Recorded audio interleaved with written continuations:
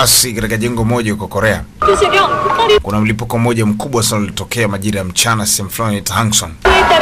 Polisi walipata taarifa tena baadaye, wakapigiwa simu baada ya bomu kulipuka kwamba magaidi wametega wenye bomu katika jengo moja, katika jengo hilo kwamba litalipuka. Kwa polisi ikabidi waje mapema na upesi kulitegua ile bomu la pili. Sasa kabla hajafanikiwa kutegua ile bomu la pili, likalipuka tena kusababisha madhara makubwa zaidi. Kwa libuka la kwanza likalipuka, wakawapigia simu polisi wenyewe, njooni tumetega lingine. Polisi walivyokuja likalipuka lingine tena. Kulikuwa na mwandishi mmoja wa habari alikuwa akirusha habari hizi nchi nzima. Sasa baada ya uchunguzi mwingine wa kina, polisi waligundua pia kuna mabomu mengine mengi yaliyoko ndani ili jengo. Ilibidi iagizwe timu moja maalum kwa ajili ya kuja kufanya shughuli hii. Na hii timu ilikuwa chini ya usimamizi wa kitengo kimoja na kita NCI, National Security Investigations. Alikopo bwana mmoja anamuita bwana Kang.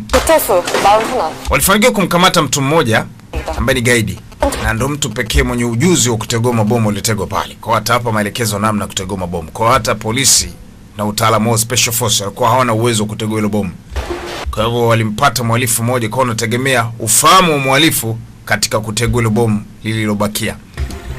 Sasa moja katika askari alikopo mjomba anamuita bwana Kim Yanjan. Lakini upande wa masuala ya mawasiliano kuna binti moja alikuwa anamuita Miss Rita. Kwa walikuwa wanawapa taarifa bomu limekaaje na nini kinachofanyika kwa sasa hivi. Huyu bwana mmoja anamuita Manager Kang. Yeye ndo msimamizi wa timu nzima iliyoko hapa.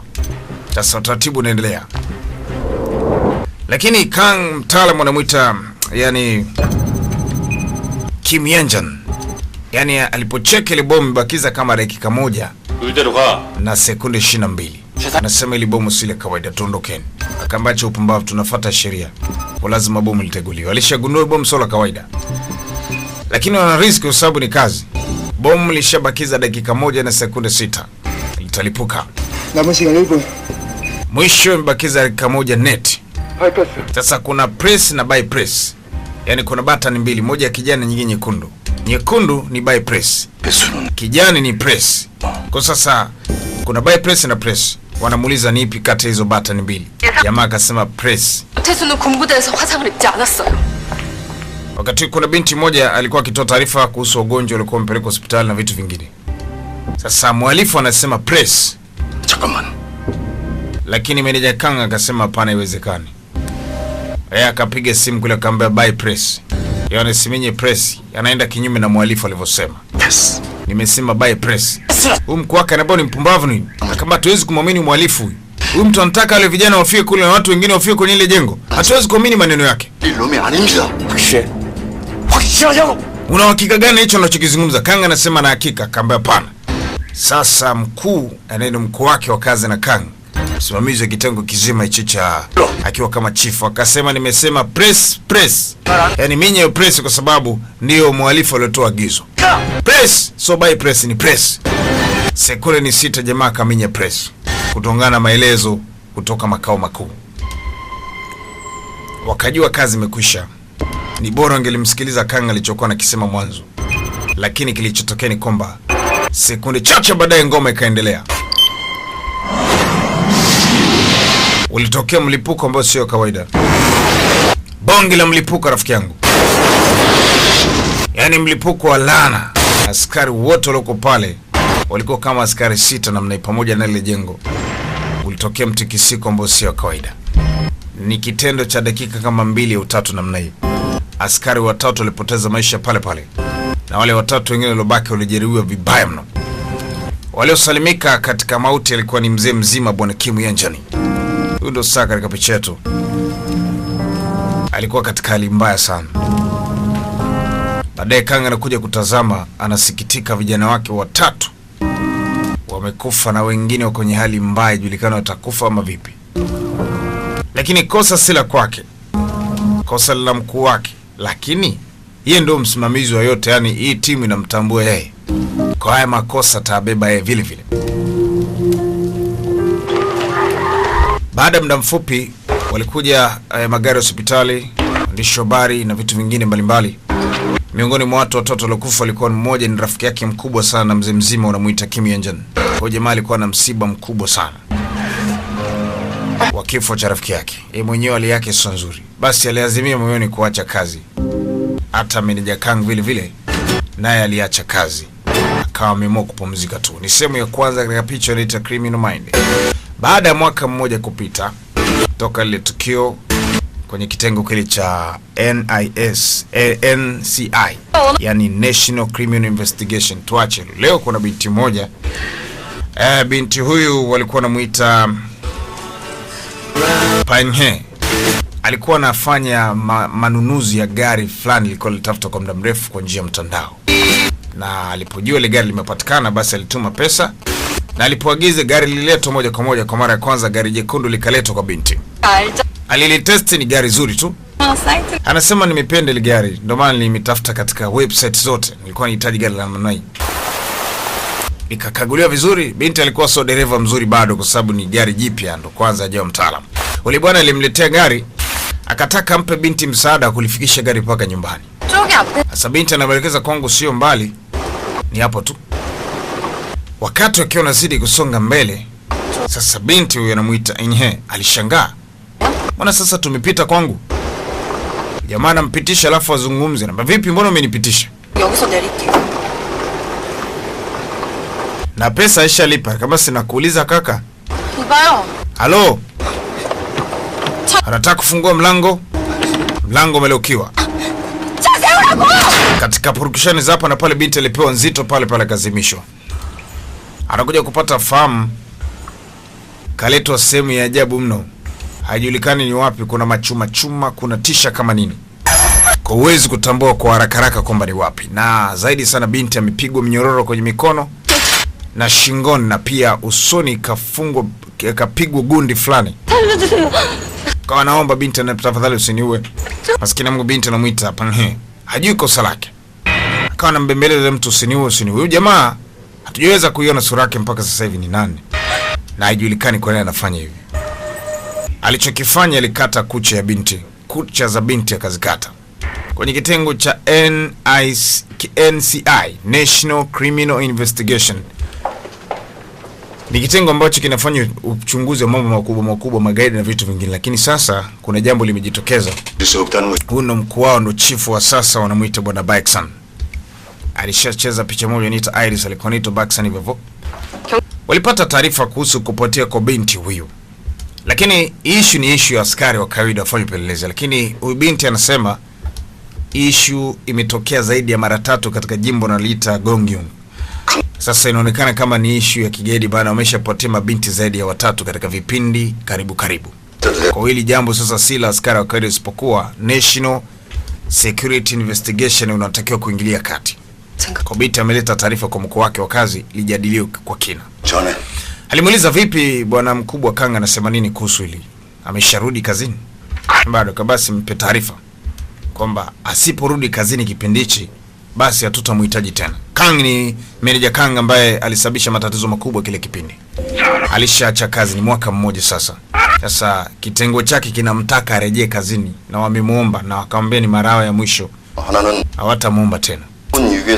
Basi bwana Kang leo alikuwa katika speech fulani, alikuwa akizungumza kuhusu bare muuaji mmoja ambaye alishasumbua zaidi ya miaka kama 7 hivi. Jina lake alikuwa anaitwa The Rapper. Alikuwa anaitwa The Ripper. Anasema mtu huyo alishaua watu, ameua wanaume 21 na wanawake 11 katika kipindi cha miaka 10 toka mwaka 2001. Ni mtu ambaye amesumbua serikali kwa muda mrefu. Lakini taarifa zake zikaje zikapotea ghafla katika kipindi cha miaka 7 sasa. Hawajuagi yule mtu amekufa au la. Alifanya mauaji ya watu wengi, lakini kilichofanya hiyo kwamba yeye ndo alikuwa akifanya, alikuwa na saini maalum ambayo alikuwa akiacha kila anapofanya mauaji. Kwa mfano, anasema muuaji wa mwisho, muuaji aliyekufa kabla alivalishwa kiatu cha yani mtu aliyekufa kabla alivalishwa kiatu cha mtu ambaye alishakufa. Kwa hiyo ina maana kama alimua yule, na huyo wa pili pia atakome mwe, kwa sababu kiatu cha marehemu kikakutwa kwa marehemu mwingine ambaye alikufa siku chache kabla. Sasa ili tufahamisha tukajua ni yeye. Tulijaribu kumfuatilia kwa muda mrefu. hatukuweza kupata majibu. Anazidi kutoa story, anasema 절대로 익명의 죄수 노릇을 할 수 없다.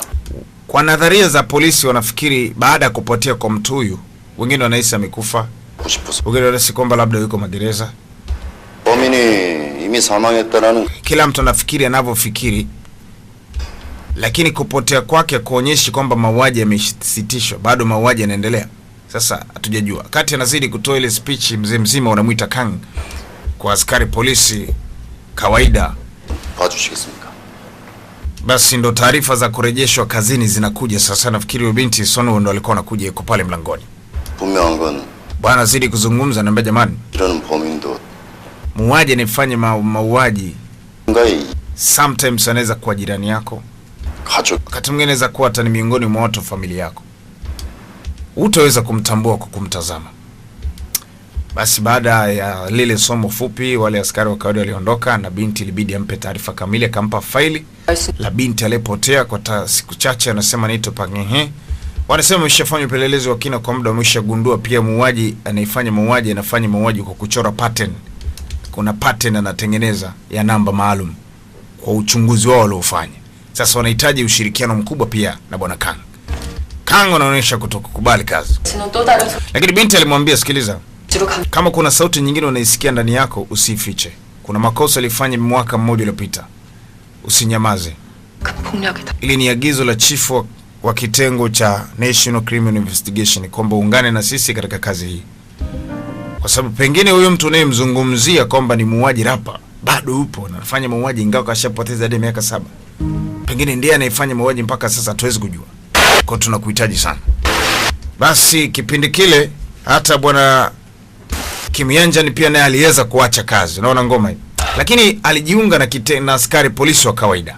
Na yule alikuwa katika kazi moja ya kawaida sana, kufuatilia kupotea kwa binti. Yani kuna mtu alipotea tu katika mazingira ya utatanisha.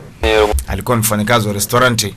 Alikuwa anauza keki na vitu vingine mbalimbali, na hoteli ilikuwa ni ya rafiki yake. Rafiki yake alienda Ulaya akamwachia. Lakini ghafla alikuja kupotea katika mazingira ya kutatanisha. Katika upelelezi wao walifuata paka wale ambapo simu ilizima kwa mara ya mwisho. Ndo hapa Kim Yanjan, pelelezi, askari kitengo cha kawaida tu, askari polisi wa kawaida. Sasa hapa ndipo simu ya marehemu ya muhusika aliyepotea ilizimwa ghafla. Akawa anapiga mahesabu yake kichwa kwa haraka haraka. Kama gari lilikuwa linakwenda zaidi ya kilomita 70, simu ilizimwa. Sasa Kata anajiuliza maswali, mara simu inakuja pale kwenye gari lao. Eti unasema? Yuko na partner wake hapa. Okay, hamna noma. Asitone bana. Pata taarifa kituo cha polisi, mtu tunayemtafuta ameshapatikana. Basi tuache hilo. Tunakuja upande pili kwa bwana Kang. Bado alikuwa akifikiri swala la kurudi kazini, aendelee kufanya kazi na kitengo cha NIC. Lakini wakati ule alikuwa katika hospitali moja, amekuja kufanya vipimo na mkewe. Ni baba wa familia na mke na mtoto mmoja. Sasa mkewe alikuja kwa ajili ya vipimo. Sasa wakati mama yuko kwa daktari, basi mzee alikuwa anapiga story na mtoto wake. Muuliza maswali mawili matatu, anamsomea hadithi.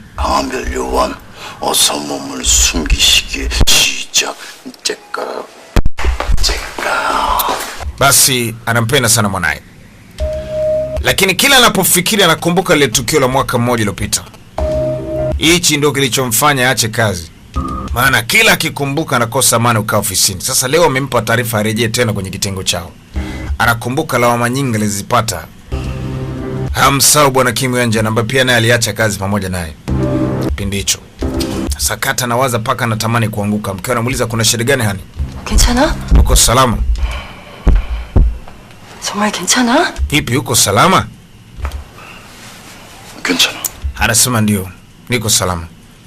Ni hali hii inamtokeaga mara kwa mara. Kamuuliza vipi, daktari anasemaje? 프로파일러 Mama anasema haina shida, mambo yako safi. Sina tatizo isipokuwa ni mjamzito. Mama na mimba ya wiki 8.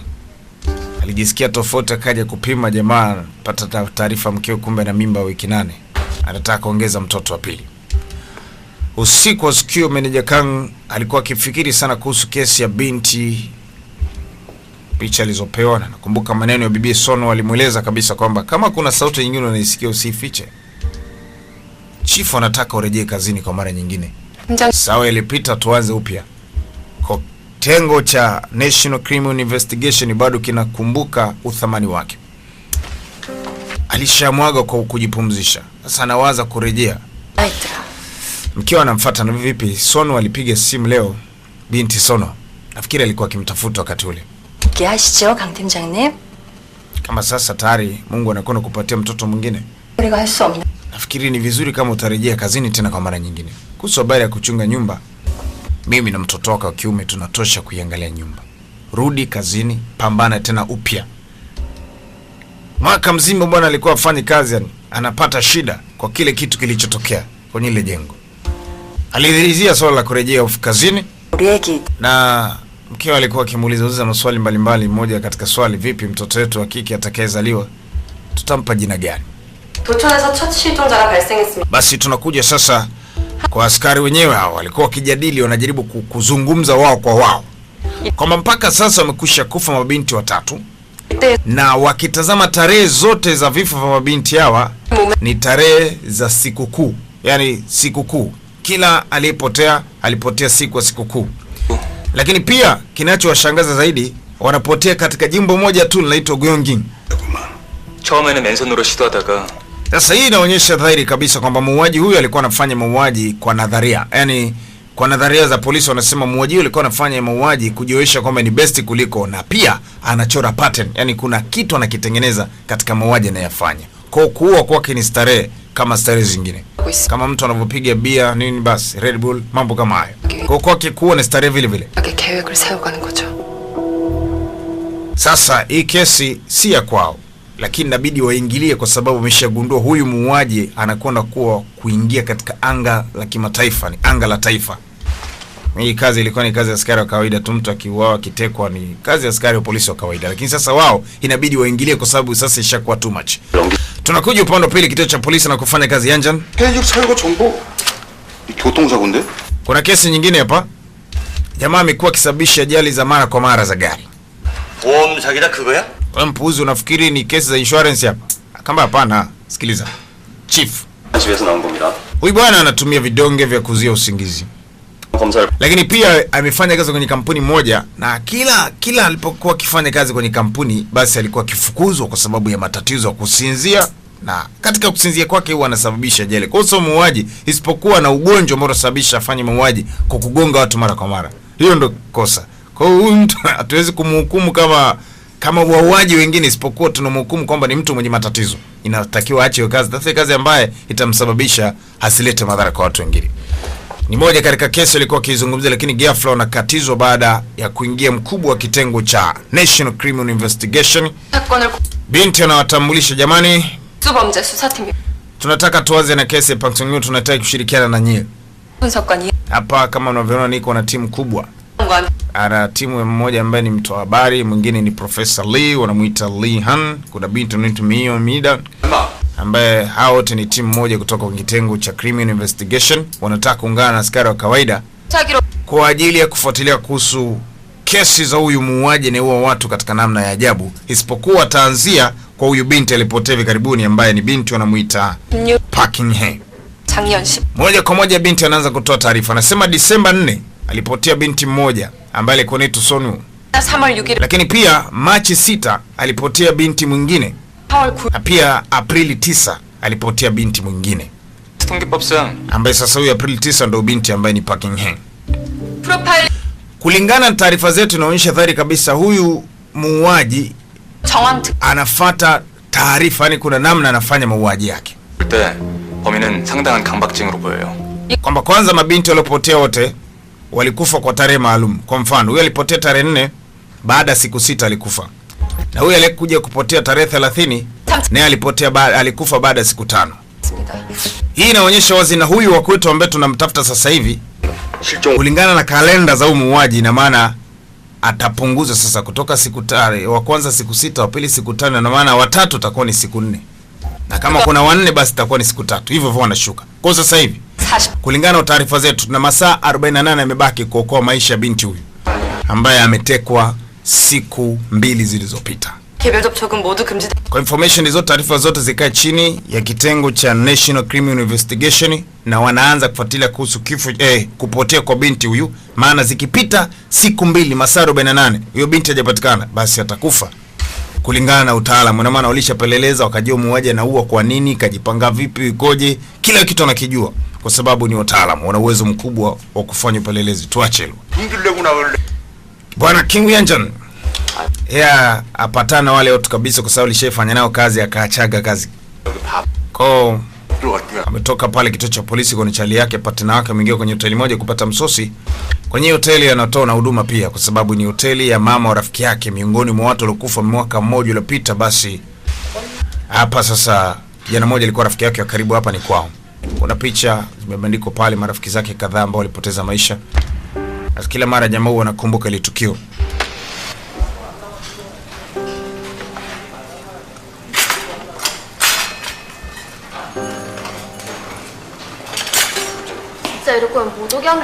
Sasa pia kuna binti moja na mtu Minyon ambaye ni mdogo wake na rafiki yake marehemu, lakini binti siku zote amekuwa akimfanya Yanja ni kama kaka. Basi sasa kaka ni detective wa polisi.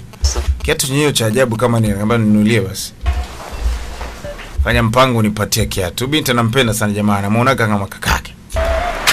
Okay, kazi iloletwa walianza mapema, na siku nifuata Yanjan, kwa sababu alipenda kazi ya polisi, alianza upelelezi hasa kuhusu kupotea kwa binti ambayo alikuwa anamuita Park Min-hye, ambaye sasa kwa taarifa zinazoonyesha kutokana na huyu muuaji anafanya kwa sababu fulani, ziko siku 2 tu zimebaki, la sivyo huyu binti atakufa. Mwamba anaanza kwanza kabisa, simu ya binti ilipotea mahali fulani, akawa amegundua mahali simu ya binti ilipotea. Fata taarifa zinaonyesha hiyo siku binti alikwenda kutoa pesa mahali. Ilipofika saa 11:35 alikwenda kulipa mahali na akapata chai mahali. Nafikiri ni saa hiyo alikuwa anasubiri gari lake liletwe. Ila sasa polisi hawajui kama swala la binti kutekwa lilikuwa na mahusiano na magari. Hawajui chochote. Ni kwanza upelelezi unaanza. Kwa sasa jamaa anavuta hisia kwamba labda binti saa hiyo alikuwa ameingia kwenye hoteli akatoka. Yaani sasa hamuoni, lakini anatembelea hisia sasa. Lakini sasa hapa kulikuwa kuna mchanganyikini wa watu wengi sana, kwa kapoteza direction. Ingawa vile ananusa. Sasa kaisi karibu na hapa kuna supermarket. Ina maana akitaka kujua hicho anacho kiwaza ni kweli au si kweli, kuna CCTV camera iko hapa. Kwa hiyo ina maana anaweza kupata taarifa za CCTV camera. Alipoingia pale akapoa picha ya siku hiyo, yani video camera siku hiyo, aligundua kweli ilichokuwa na kesi ni sahihi. Binti baada ya kupata chai siku hiyo katika ile hoteli, alitoka akaenda katika makutano ya barabara, na hapa ndipo alipokutana na mtu ambaye ndo alimteka nyara. Sasa bado hawajajua alitekwa kwenye gari au ilikuwaje, lakini cheki jinsi polisi walivyo wataalamu. Yaani wenzetu wana utaalamu wa kufanya upelelezi. CCTV camera ya barabarani hii hapa, hii inachukua duara nusu nyingine inaacha, kwa sababu kuna chuma inazuia kama hapo kwenye hiyo junction. Kwa hiyo huyu muuaji alipaki gari karibu kabisa na chuma ya kukata kona. Tazama ngoma hii. Kwa hiyo alikuwa anajua kwa akakata kona papo, ina maana akikata kona haitajulikana alienda wapi, kwa sababu CCTV camera inazunguka nusu duara. Sakati jamaa anazidi kutafakari hivyo, alimwona Sono naye amekuja pale. Wanajuana. Lakini upelelezi unaendelea upande mwingine. Kuna askari wawili ambaye ni Professor Lee Han pamoja na binti tunamuita Mida. Walikuja katika nyumba kina binti, ambaye sasa ni bibi alipotea Park Min-hye. 아마 후각 때문일 겁니다. 인간의 땀샘에서 배출되는 아포크린 분비물 때문에 정서적으로. Professor Lee anajinadi, anatoa taarifa zake, ni mtaalamu ambaye ni dokta. Mbona kijana mdogo sana? Sami sio dokta, mimi ni genius. Uwezo mkubwa wa kumsoma mtu psychology, nikajua anawaza nini, anafikiri nini, na anataka kufanya nini. 생각하지만 anaweza kutazama chochote kile, nikaelewa kinahitaji nini. Kona IQ kubwa na uwezo mkubwa wa kufikiri. 맞아요. 저 천재예요. Kwa kifupi mimi ni genius. Anajinadi. Haya. Huyu ni brother yake na binti alipotea. 박준호 씨? Akamuuliza, nikuulize swali bwana. Hivi mdogo wako alikuwa anasomea 그걸 어떻게? alikuwa anajifunza kuendesha gari? Akamwambia umejuaje? Akamwambia sinaona hapa. 저 쫓아온 겁니까 지금? Ukichali yangu namuuliza mbona nifuatafuata. Binti anambia anaangalia ripoti ya kazi yako. Unachukuaje ripoti zangu bila taarifa? 핸드폰이 꺼졌을 겁니다. Anasema ripoti yako ulimfanya nijue hapa ndipo tukio lilipotokea. 내게 제압당한 장소. Sasa huyu binti alipotelea eneo hili. 제 생각엔 범인이 피해자를 차에 태웠다면 이쯤 얻을 겁니다. 대로변이라 피해자. Kinachotakiwa kujua ni kwa nini binti alikuja hapa, ndicho tunachotakiwa kufahamu kwamba huyu binti na huyu mhalifu kwa nini walikutana katika ile eneo. 자기네 핸드폰을 추적한 결과 범인. Kwa sababu simu ya binti ilipotelea hapa, CCTV kamera zilikata mawasiliano hapa, ni kwamba hata CCTV kamera zionyeshi kwamba nini kilitokea katika eneo hili. Ingawa tunajua ni hapa. 말해보세요. 김현준입니다. 왜 좋은 이름 놔두고 자꾸 그쪽 얘기는 이미 다 아는 얘기고. Bwana, haya yote unayozungumza mimi nishajua mapema. Mimi na swali moja ambalo najiuliza kichwani. Hajakaa sama la simu. Ambaye bwana, tulichogundua kwamba binti alikuwa akijifunza, alishawahi kufanya mapatano kununua gari kwa njia ya mtandao. Basi sasa ndo polisi wanapata picha. Nini mbona unaangalia? 가죠. Twende nikupe lift. Kama fala nipe lift kwani mimi sina gari yangu. Akamwambia basi sawa. Kumbe binti kuna kitu amekiona, jamaa alipaki gari wrong side. Wale nginja wa mtaa akabeba. Wewe subiri wewe. Basi ilibidi tu akubali lift, ingawa yeye na binti hawapatani. Walishafanya kazi kitenge kimoja zamani, akaachaga kazi kwa hawapatani. Sasa binti akawa anamsema huko. 김현준 씨. Niambie bwana Kimionjan. 출신. Inaonekana maisha yamekuchapa sana. Umeacha kazi special forces, umekuja kujiunga na vitengo vya kawaida. 오랜 기간 특수훈련으로 몸을 밴 습관.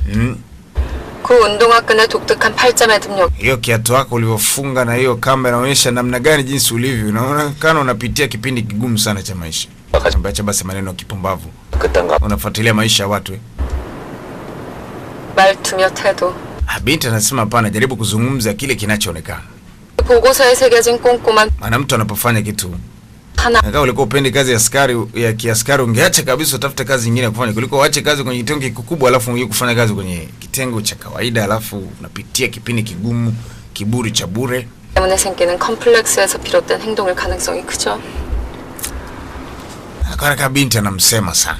다른 사람 기 Jamaa yeye anapigika maisha hata kiatu ameshindwa kununua. Hali ngumu. 하는 말 버릇에 Kama unazungumza kwa kiburi mtoto wa kike. 되는 거. Wewe mwenyewe hapo unatembelea hisia zangu. 딱 버릇없이 자라는 Unakuona kama mtoto wangu leo kuzaa jana tu. Bado 데는커녕 gari yako yenyewe haina IC ya kipuzi tu. Una chochote ulichonizidi pamoja na kuwa mfanya kazi kwenye kitengo cha watu wenye pesa. Yaani unafanya kazi ngazi za watu wenye pesa. Lakini bado tu una ulichonizidi. Una matatizo kama ya kwangu, una shida kama za kwangu. Sometimes pia unapokea simu basi uko simu yako inaita simu naita hata upokee. Amemchana kweli kweli. Haya, basi binti anapata simu. Kunazo dokumenti za kusaini kwa sababu kesi umeichukua mikononi mwa askari wa kawaida. Sasa kuna dokumenti za kusaini. Kwa hiyo lazima afike ofisini akiwa kama anasimamia hiyo sekta. Bwana Kim wanamuita Kang, manager Kang. Leo alikuja kwenye kituo cha polisi na akawa amekuja kuomba ripoti fulani. Kulikuwa kuna ripoti ya binti mmoja naye alipotea katika mazingira kutatanisha. Achana na huyo sasa ambaye tunamfuatilia sasa hivi. Kuna binti mwingine alipotea hapa katikati. Kang anapata taarifa zake. Wakati huko upande wa pili, Bibi Sonwo amekuja kwa wanamuita Miss Rita, mtaalamu wa mtambo, anajua kucheza na mtandao, ana taarifa ya mtu wote unaitaka hapa anakupa kupitia mtandao. Ulizaliwa lini, saa ngapi, ilikuwaje, unapitia unafanya kazi gani, kila kitu. Sasa walikuwa wanajaribu kufuatilia kwa nini binti binti inaonekana kabla hajapotea alikuwa na mawasiliano na mtu na alikuwa akifanya biashara ya gari. Sasa gari gani? Kampuni gani? Wakati unazidi kucheki muda unazidi kwenda rafiki yangu. 그렇다면 Yaani muda unazidi kwenda, zile siku mbili zikipita una uhakika kabisa ule binti atauawa. Na paka sasa tayari masaa 24 yamekwisha pita. Yamebakia masaa 24. Huyo binti yuko alikotekwa, akiisha masaa 24 atauawa. Upelelezi bado ni mgumu. Binti akicheki saa muda unaenda. Lakini maskini Mungu kule bibi alikohifadhiwa na muita Parking He. Cha ajabu sasa na cha kushangaza, kuna taarifa ambazo sio sahihi. Saya binti tunajua bado hajafika kuoa kulingana na polisi wanavyosema na walivyotengeneza utaratibu wao. Lakini cha ajabu, masaa 24 yamebakia, binti yuko ananyongwa, na maana anatakiwa kuuawa. Binti ananyongwa.